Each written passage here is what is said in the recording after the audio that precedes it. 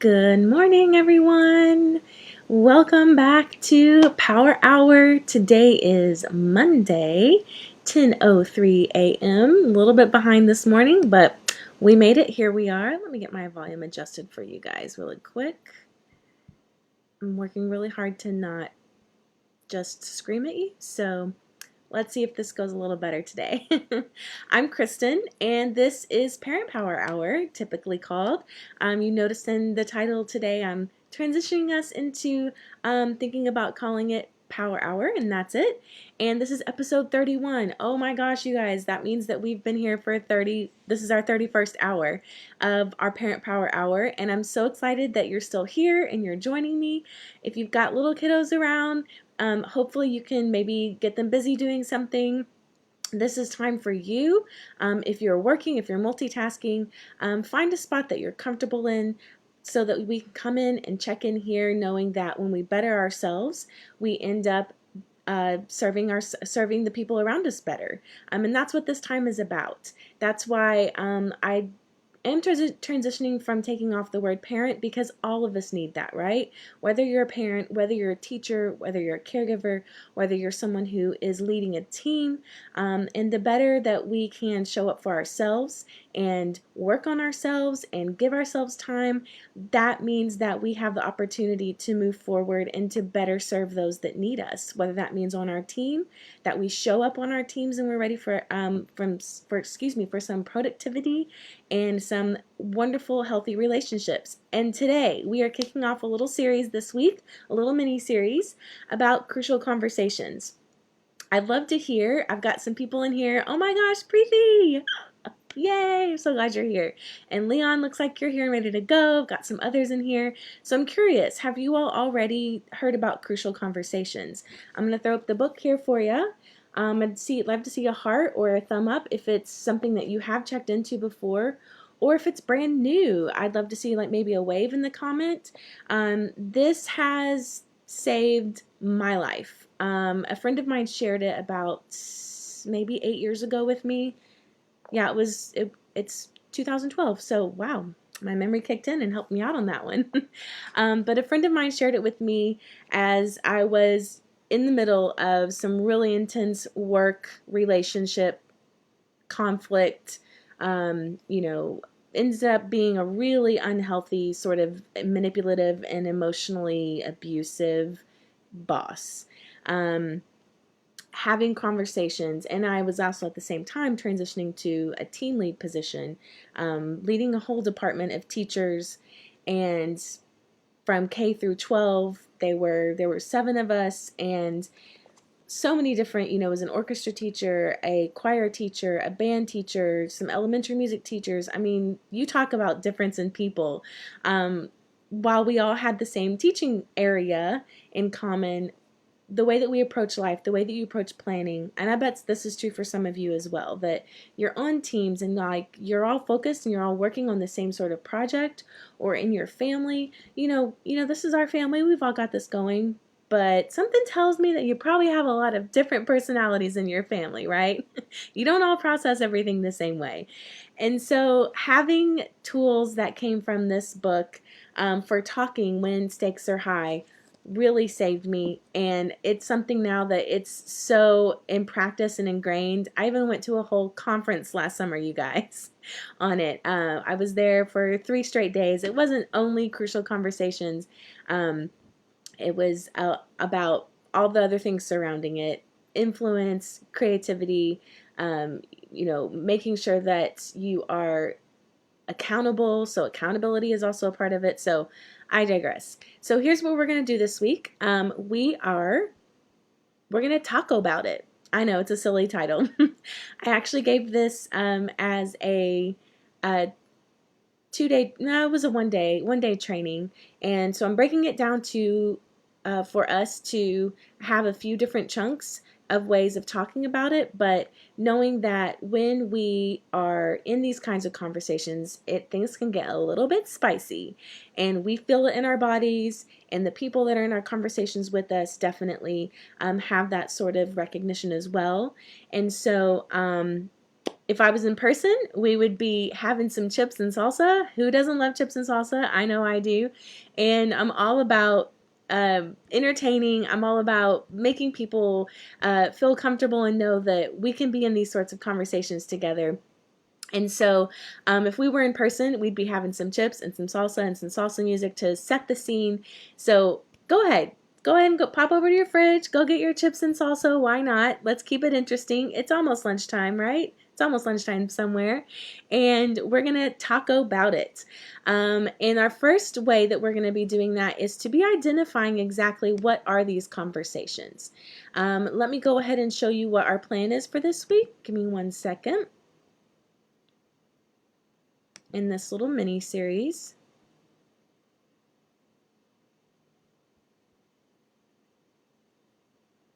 So here's why we're getting into this while I'm having some technical difficulties. Thank you for your patience. So here's why we're doing this. You've probably been a part of these kinds of conversations or witnessed them, right? You feel the tension. Hello, who isn't feeling the tension right now? I can't think of anyone who wouldn't be. And that's another reason why I'm popping in here for this one at this time, to know that, you know what, we're all here, and this tension is real. If maybe you have the good fortune of being able to work from home and having all of the, very few things in your life have changed, and you've been able to maintain some consistency from pre-COVID. But like I said, these sorts of conversations, these sorts of feelings that we have in relationships that we can recognize are not isolated to this pandemic that we're experiencing. However, as we start to navigate another level of this, as we start to move into another place of like, okay, now what do we do? The lift is starting to happen. It's going to be getting there. So how do we prepare for that? So when we're talking about these conversations, it's probably because you've noticed some increased tension. You feel increased stress. You find that you are starting to feel stuck. We're in week 7 here in Dallas in our lockdown. Maybe some of you have been in lockdown for longer. Maybe you've been in it for less, but you're starting to feel stuck, and your family feels stuck, and your interactions with your colleagues on your virtual meetings are feeling stuck. Maybe even your personal relationship is starting to feel stuck. And you know that you want to get in there, and you know you want to fix it, and you know you want to make improvements there. And your awareness is, and obviously we don't want to feel stuck. We don't want this feeling of stuck is one of the most trapping feelings emotionally that we can experience, right? Because not only right now are you physically probably feeling physically stuck, but also you're probably also feeling some level of, oh my gosh, like I don't have control over my circumstances. I don't have control over my the financial security of my family. I don't have control over the education of my children. I don't have control over like anything. And then to add to that stress, you're starting to feel like you don't even have control over your relationships anymore. That breakdown really starts to happen, and that increased tension comes in, that increased stress.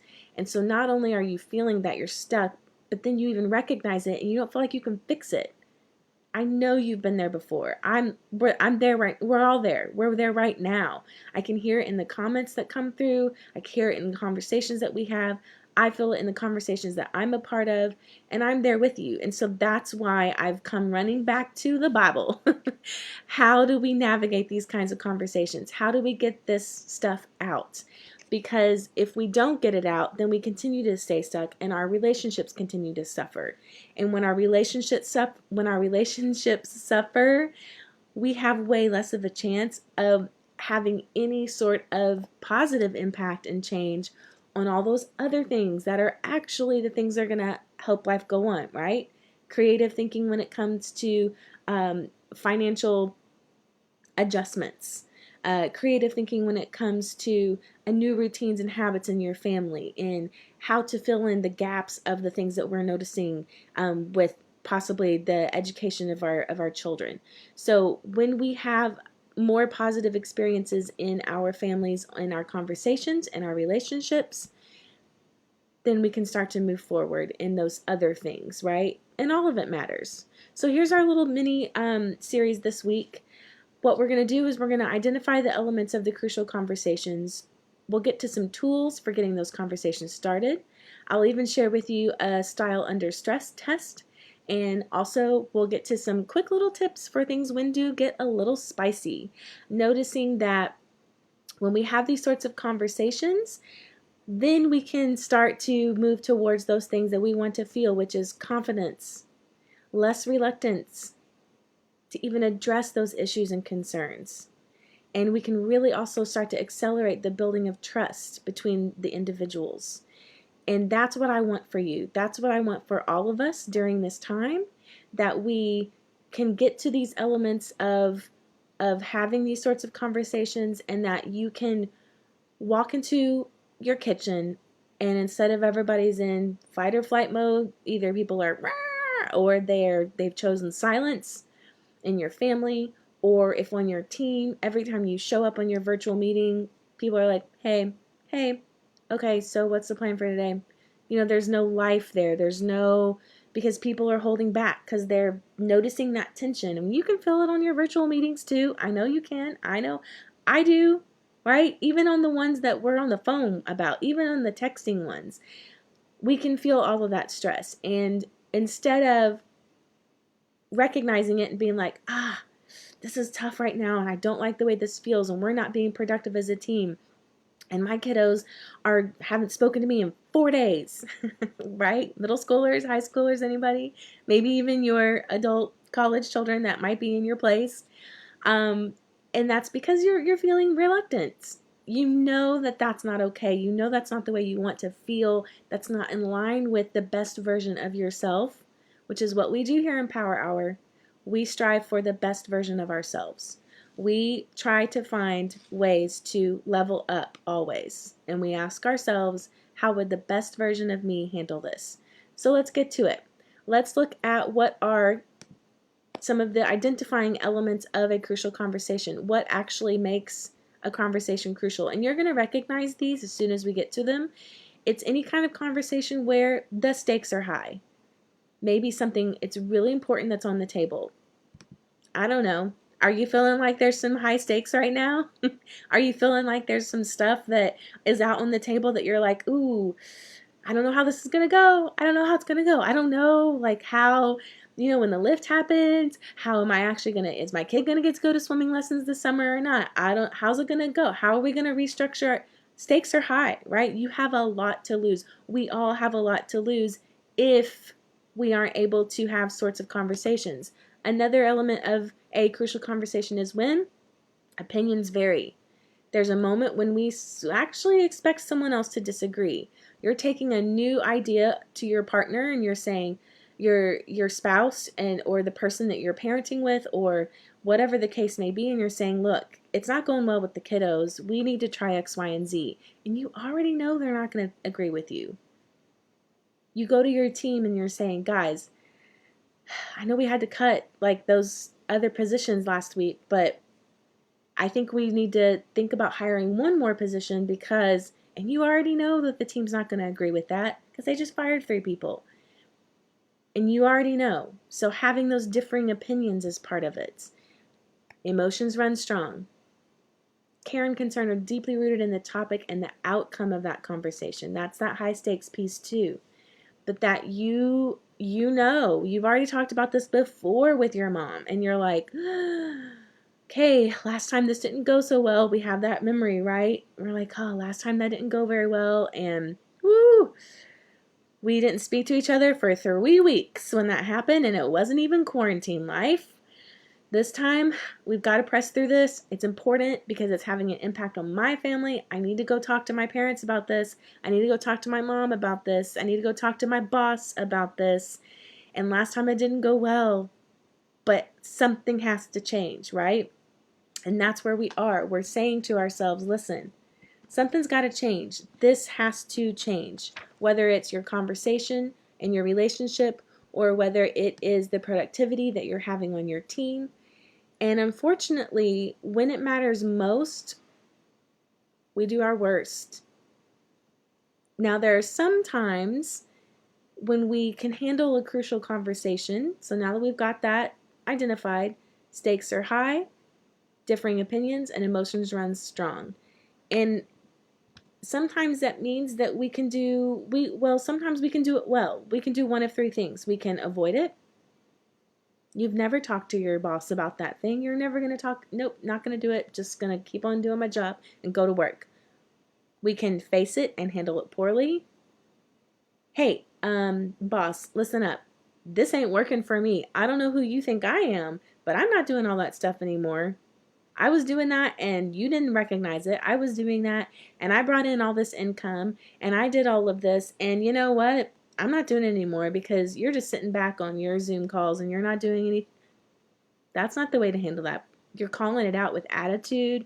You're belittling what your preconceived, your judgment, there's a word for that. It's not preconceived idea, but you get what I'm trying to say, right? You've already made judgments about your boss and why your boss isn't responding the way that you thought that they should have responded. And so you're going in there and you're going to handle it so poorly. So maybe you've avoided it.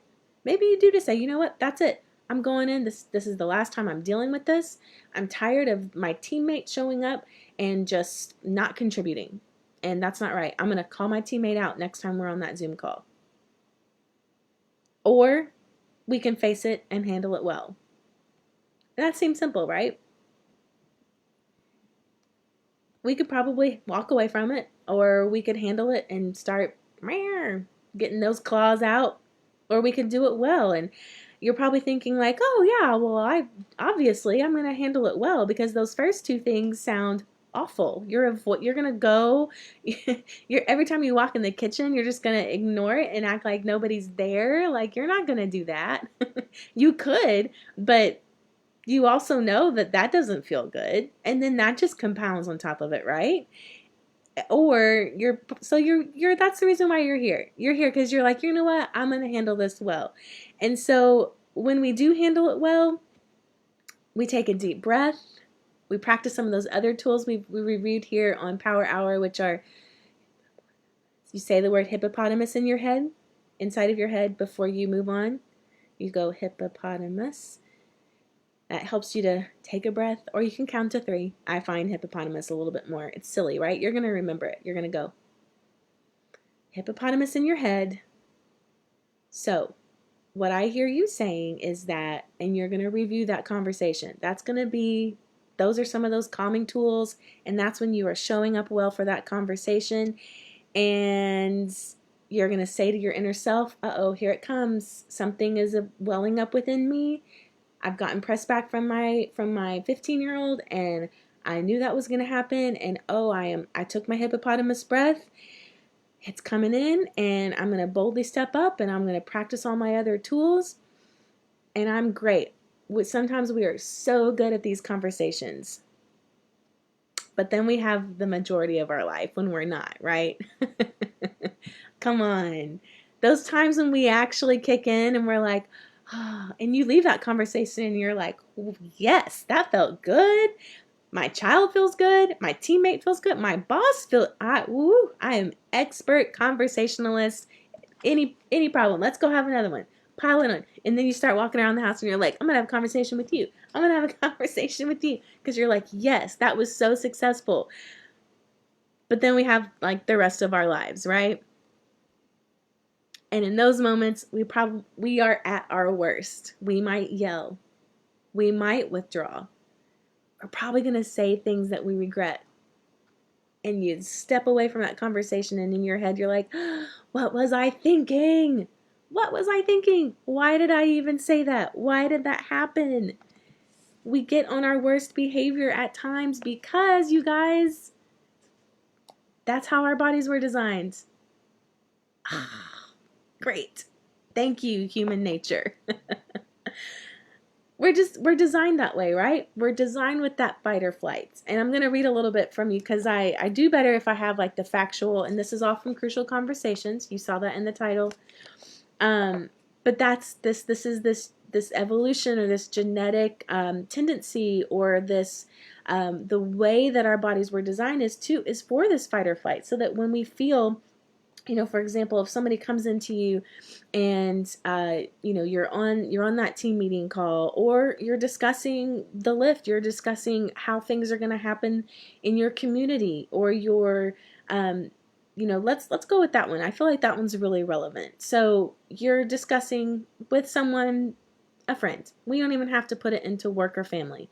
You're discussing with a friend about how this lift is going to happen, and they are fearmonger number one. They haven't left their house, they haven't done anything, and so you're already having differing opinions. Or maybe you're the fearmonger, and the person that you're talking with is like, whoo, I can't wait, I'm going to go out tomorrow, and I'm going to go to the pool, and I'm going to go and lick on all of the handles on all the doors, and okay, that was ridiculous, but you get the idea.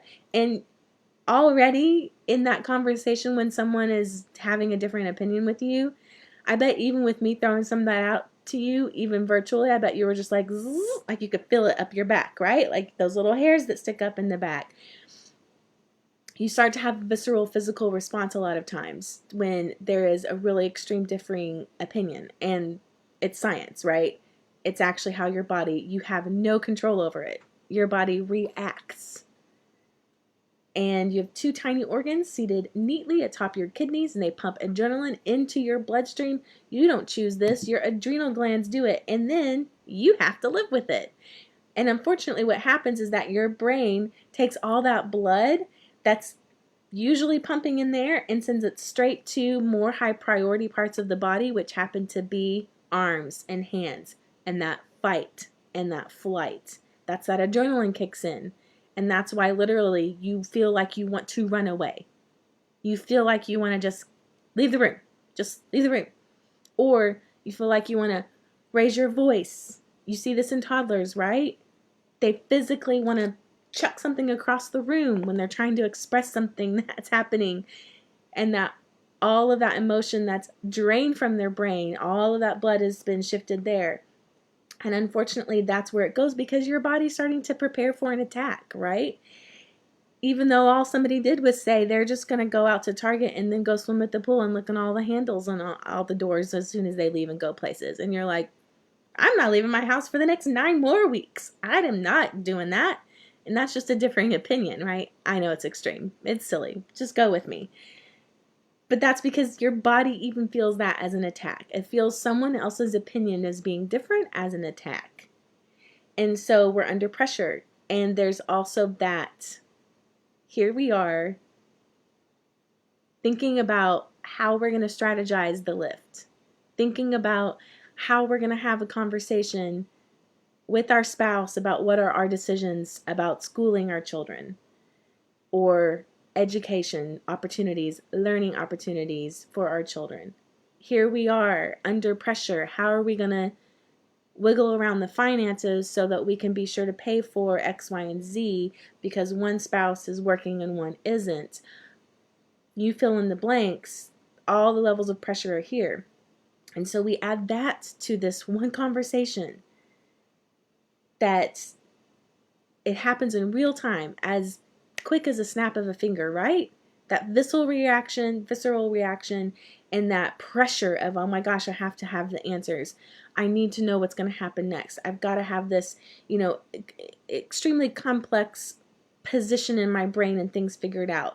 And unfortunately, when that's happening, I'm not here next to you on your shoulder or plugged in for your listening pleasure.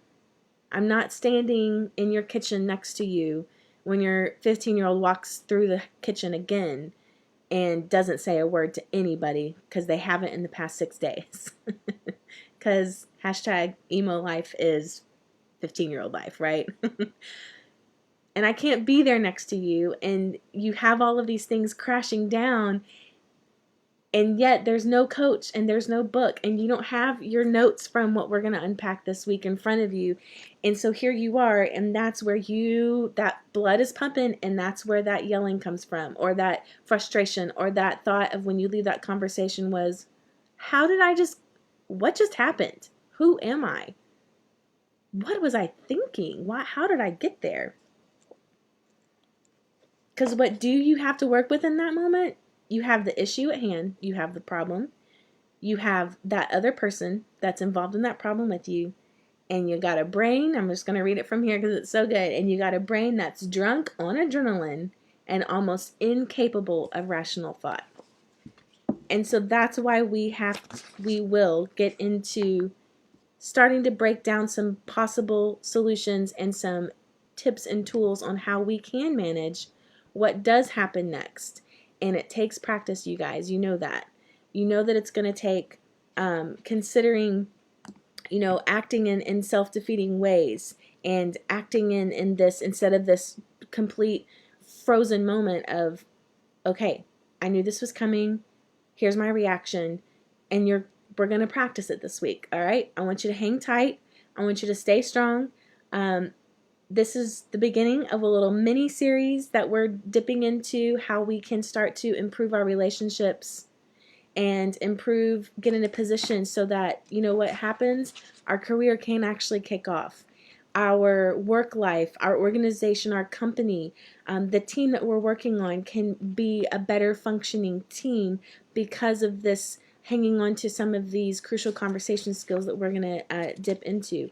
And especially if you're leading a team, especially if that's why if you are a parent, you are leading a team. P.S. You're a team leader.